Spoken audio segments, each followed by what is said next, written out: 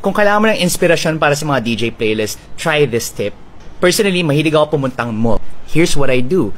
Pumupunta ako sa mga clothing store. Yung music playlists nila, more often than not, naka-curate or naka-tailor yung mga playlists na yan based on the brand and the demographic or the kind of people they want to sell to. Nakikinig ako sa kung anong lumalabas sa speakers. If there's something that I like, I take out my phone, I use an app like Shazam or SoundHound to get the title and artist of the song.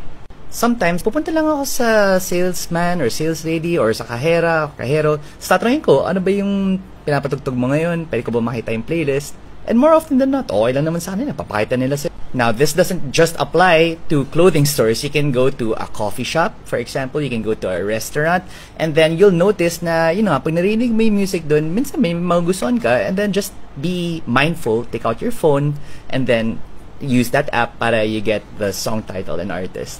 I mean, there's music all around us. Minsan nakaka-inspire din. Pasok ko sa loob ng jeep, pasok ko sa loob ng taxi, pasok ko sa loob ng grab. Gusto mo yung pinapatugtog. Ask the driver kung ano nga ba yan. If not, just use the app on your phone in order to get the song title and artist. Bilang mga DJ, yung greatest asset natin ay yung knowledge natin of music, di ba?